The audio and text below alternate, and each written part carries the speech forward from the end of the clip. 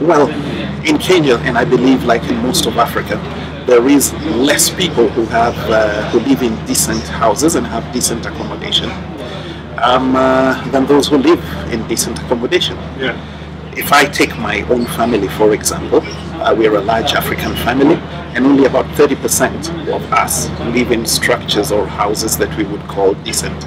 The rest of the 70% are either in shacks or don't have any accommodation at all. And how many people have mortgages in Kenya? According to the last report by the Central Bank of Kenya, Kenya is a country with 45 million people, and there are less than 20,000 mortgages in Kenya. And what's the cost of a low-end house in Kenya?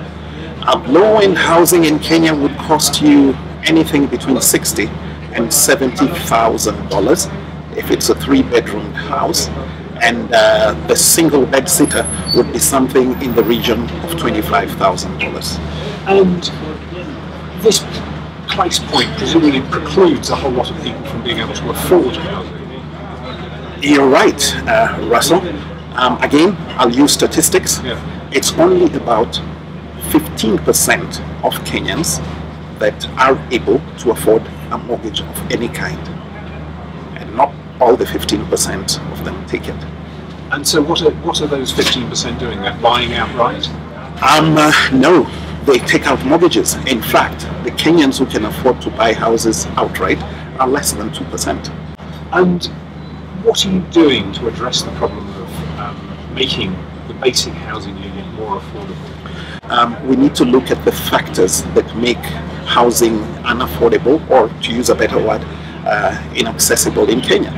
There is the issue around cost, there is the issue around technology, and there is the issue around disposable incomes. And then underpinning it all is a cultural issue.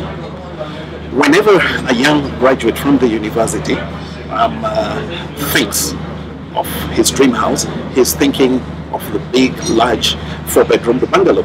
But his first job will not allow him or her to actually access that kind of housing. So you have a challenge where people then do not invest in houses and believe that they will save over time to actually afford their dream house. If we change our perspective and our culture just slightly to say, is there a possibility of me buying the not so ideal house now and sell it later to upgrade to a more ideal house? Maybe we can get more people into that bracket and into the culture of owning their own houses. This is one of the plans that we have in Panel Point to offer mobility in housing, to go out and sell this product to the universities or to other institutions of learning and tell guys, you can actually begin investing in a house with your first salary. It may be a bed sitter, but you're not stuck in there. What we will do is if you get promoted or you get a bigger salary, we will be able to move you to a bigger house and sell the bed sitter to another newcomer. In which case, you get into the culture of saving and investing in housing without necessarily being stuck in a bed sitter. So what are you trying to do about the technology piece, the cost of the fundamental unit? Cost of housing is prohibitive in Kenya. Together with a friend of mine who's Jeffrey Frank, our CEO of Panel Point, we have come up with a technology where we reduce the cost of housing by about 20%, but we want to go further. The technology involves taking a polystyrene core, all of the plastics that pollute an environment, and basically locking them in between concrete walls.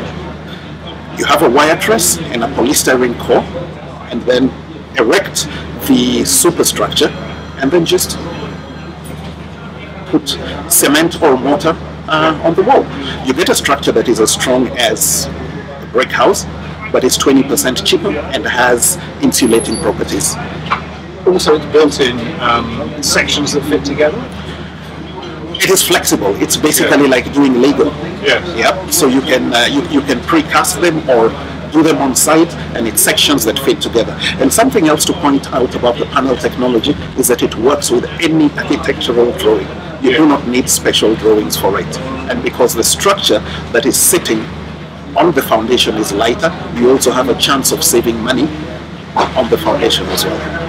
And so when will the first houses of this kind be seen? We have already done a demo house in Nairobi, and we have a demo house in Zambia, in a place called Solwezi.